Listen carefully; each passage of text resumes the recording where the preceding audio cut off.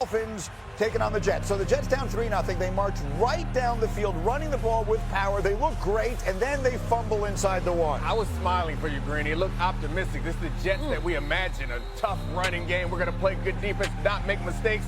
And they turned it over, and it all fell apart. Back the other way. This is on a 4th down play. How about this catch from Darren Waller? Darren Waller, welcome back to the NFL. It has been a while. 2023 was his last touchdown. Getting in the end zone on 4th down at that, Greeny. Now, the earlier fumble you saw from the Jets was the first turnover the Dolphins had caused all season. Here comes the second disaster. Oh, yeah, this is the problem with that. You're faced with a quarterback that can do exceptional things with his legs. There's never a play they want to give up on, but sometimes you're going to give it up. Jets kick a field goal. They're down 10-3 at the half. The Jets then fumble the opening kickoff of the second half, and then this horrendous play happens. In the 3rd and 8, don't worry, we're not going to show you the replay of Tyreek Hill's leg. It's not something that you want to see this morning. One of those devastating injuries. Graziano will have more on this as we go this morning.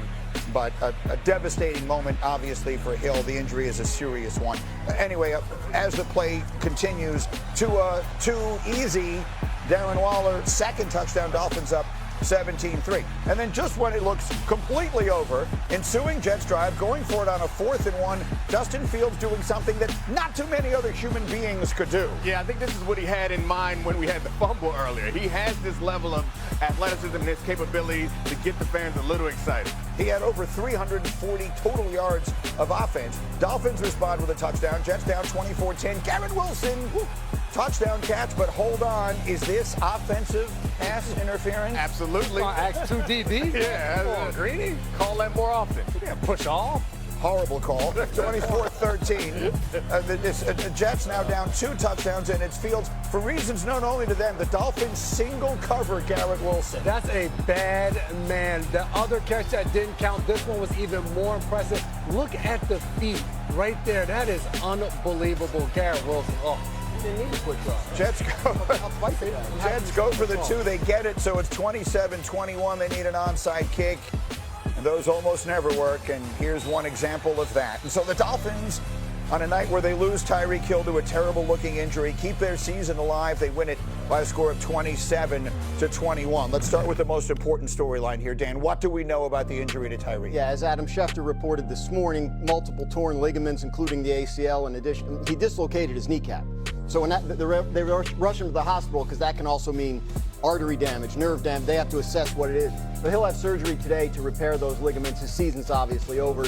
His future in Miami in doubt because obviously the contract situation, he may have not been there next year anyway. Devastating injury, obviously. What else is there to say? Right, yeah, I mean, I think it was exciting for this team to get their win, but it's tough considering the rest of the season without what seemed to be their best player. So, yeah, it's a sad situation down there, but they should celebrate this win. It was a game last night where we went into it saying one of these teams' season is going to be over. That team proves not to be the Dolphins. It does prove to be the Jets. And Sal, when you consider how badly they played, or you want to play the soundbite here, we'll play. Breece Hall afterwards, I think, spoke for everyone when he described the Jets' performance by saying this. It's a tale of, 3 out of our 4 losses. Teams will shoot themselves in the foot, and we come back and shoot ourselves in the head. So you can't win. So there you have it. So what do we say? We really didn't expect in week 4 that Aaron Glenn's team would be this undisciplined. We thought that by this time that they would be not making the kinds of easy mistakes that are avoidable. Even for a young team that's got a new quarterback and a new head coach, you would think that they would be a much more disciplined football team. They look ridiculously unprepared. They look terribly coached. There's no other way to say it. Aaron Glenn came in this year talking about cleaning up all of the obvious mistakes, the penalties, the turnovers, all the things that cost them last year. The Jets weren't going to be a Super Bowl team this year, but the coach was talking about laying a foundation that's going to be built on discipline and toughness. The Jets have shown neither of either of those 2 things. No discipline, no toughness. They look terrible. And if the coach is looking for a definition of same old Jets, which he seems not to understand, someone should show him a tape of the way his team has played through 4 weeks. That's the definition of same old Jets. It's just, it was amazing how it turned. Like their opening drive, they did everything they wanted to do. They were running the ball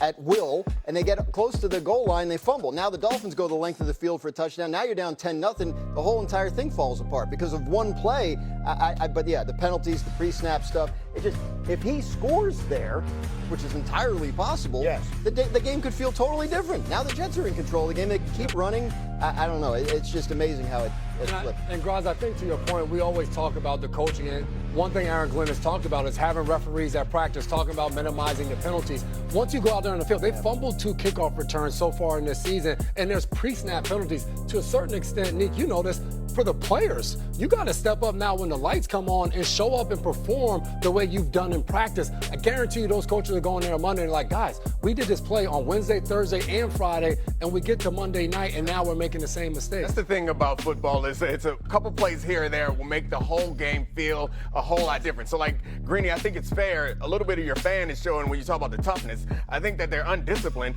but it's nothing about the way that they perform in that game that made me feel like this team wasn't tough. Like, they didn't fold it up. They didn't give up. They just make a lot of mistakes and are kind of sloppy. And you clean up, like, if they hold on to the ball, I think this game turns out totally differently, which fumbling is, like, it kind of feels a little bit random. So I'm not trying to give you any hope. It's not just the fumbles, though. It's the penalties. I'm not trying to give all you real hope. It's the late hit on Tua. They hit him right in the head as he's sliding. Now that's discipline. When your body slam, when John Simpson is body slamming a man like 2 seconds after the whistle, that's also fake tough, right? There's tough and then there's phony. But they had resilience, is what he's trying to say in the fourth quarter. I'm trying. Very impressed. I don't want to be. He's a fan. He's a fan. Whatever. Look, this is a national show. The Jets are not worth any more time than we have already given them. Let's move on to the other disaster that was last night. That's a newsflash, right? The Bengals, not so good. Bo Nix and the Broncos hosting Cincinnati last night. Bo Nix, this on a 3rd and 5, takes it himself. Oh, yeah. Bo Nix is a great athlete. Sometimes you forget it, but he's not going to let the Bengals forget it on that play. Meanwhile, the Bengals' frustration is going to start to show.